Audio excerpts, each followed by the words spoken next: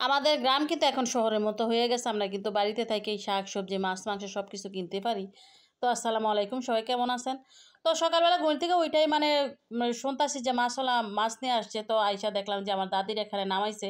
তো আমিও আসলাম যে পছন্দ হইলে নিমু। তো আইসা দেখলাম যে ছোট একদম মলাই মাছ আর মাছগুলো একদমই তাজা ছিল। যেহেতু সকালে, সকাল নিয়ে আসছে। তো মাছগুলা পছন্দ হইছে দেখে কিন্তু নিলাম। তো আমার জেঠি, আমার দাদি, আমি, আমার জা আমরা সবাই মিলাই কিন্তু রাখলাম। যেহেতু গ্রামের বাড়ি একটা জিনিস কিনতে গেলে একজনের পছন্দ হইলে কিন্তু আমরা সবাই মিলাই কিনি। তো এখানে দেখা গেছে আমার দাদির কাছে কালো বেগুন দেখলাম দেইখা দাদির থেকে বইলা নিলাম যে আ ছোট মাছ দিয়া চড়চড়ি করুম। আসলে তাজা মাছ টাটকা সবজি হলে কিন্তু খাইতে অনেক ভালো লাগে। তো আসলে দেশে থাইকা অনেক সুবিধা। আগে তো শহরেও দেখতাম যে গলিতে মাছ বা সবজি নিয়ে আসতো। তবে আমরা এখানে গ্রামে থাইকা যেহেতু আমাদের বাড়ির রাস্তার পাশে আমরা কিন্তু বাড়িতে থেকে সবকিছু কিনতে পারি। মানে মাছ, তরকারি সবকিছু একদম গাড়ি বইরা নিয়ে আসে। মুরগিও আসে কিন্তু বাড়িতে।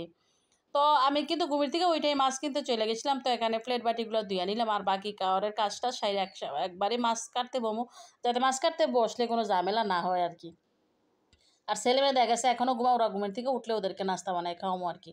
তো এখানে যে মাছগুলা একদমই তাজা। আর এই মাছগুলা কিন্তু তাজা কাটতে ভালো। আর যদি মাছগুলা একদম নরম হয়ে যায় কাটাও যায় না। তো আমি চাইছিলাম যে বাহিরে বইসা মাছগুলা কাটার জন্য। তবে বাইরে কিন্তু ঝুম বৃষ্টি নামছে। এই কারণে ঘরে বসেই কাটতে হয়। আসলে ঘরে বইসা মাছ কাটলে কিন্তু ঘরে অনেক গন্ধ গায় আরকি মাছের। তো কিছু করার নাই, মানে কাইটা-কুইটা একদম মুইছা নিমু। তো মাছ কাটা অর্ধেকটা হইছে আরই দেখলাম যে বাজার থেকে একদম আবারও মাছ শাকসবজি নিয়ে আইছে আরকি। তো আসলে আ আমাদের বাজারও কাছে। তো দেখা গেছে বাড়িতে অনেক সময় রাখি। বাজার থেকেও আনা হয়। বাজার থেকে বেশিরভাগ আনা হয়। আসলে বাড়িতে তো আর সব মাছ পাওয়া যায় না। তো একটা লোক আছে যে প্রায় সময় মাছ নিয়ে আসে আরকি। একদম তাজা মাছ পছন্দ হইলে বাড়ি থেকে রাখি আরকি। তো এখানে ২ রকমের মাছ আনছিল, অনেক রকমের সবজিও আনছিল, সাথে ডিম আনছিল। তো আসলে বেশি যেদিন বাজার করে, মানে বেশিরভাগ সময় কিন্তু বাজার করার দিন আমাদের অনেক ঝামেলা দেখা গেছে। এগুলো সব কাইটা-কুইটা সবচেয়ে বেশি ঝামেলা হইছে মাছ কাটা। মানে মাছ কাইটা, ধুইয়া, গুছায় রাখতে কিন্তু অনেকটা সময় যায়। আর যদি সাথে ভিডিও করা হইতো তাইলে তো কোনো কথাই নাই। তো আমি কিন্তু মাছগুলা কাইটা ধুইয়া নিছিলাম দেখেন। বৃষ্টির পানিতেই ধুইছি। আমার ছেলে আবার ছাদে উঠছিল। ছাদে উইঠা দেখে যে দুন্দুলগুলো অনেক বড় হয়ে গেছে। আজকে বাজার থেকে অনেক সবজি আনছে।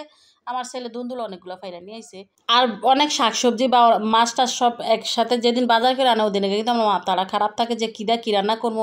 আমার সেদিন মন চায় যে একদম টাটকা বা তাজা সবকিছু রান্না কইরা খাই। মানে এই অবস্থা। মানে আইটেম বেশি হয়ে যায়গা। তো আসলে অনেক রান্না করলে তো আর খাওয়া হয় না। আমরা তো মানুষও বেশি না, দেখা গেছে পরের দিন এরা সব বাসি হয়ে যায় আরকি। তো দেখেন আমার বলতে, বলতে রোদ্র উইঠা গেছে গা। তো এখন কিন্তু মাছটা গুছাইয়া রাখমু।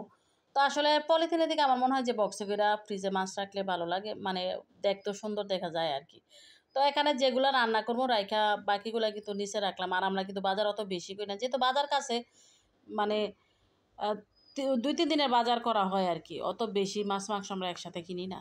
কারণ আমাদের তো দেখা গেছে অনেক দূরে না বা আনতে কোনো ঝামেলা না। তো এখানে কিন্তু কিছু মাছ রাখছিলাম ছোট, ছোট করে কাইটা একটা রেসিপি দেখছিলাম। রেসিপি করার জন্য কিছু মাছ রাখছিলাম আরকি।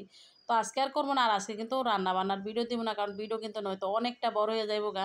এই কারণে আজকে শুধু কাটাকুটি আর ধোয়াধায়ির ভিডিওগুলাই দিলাম।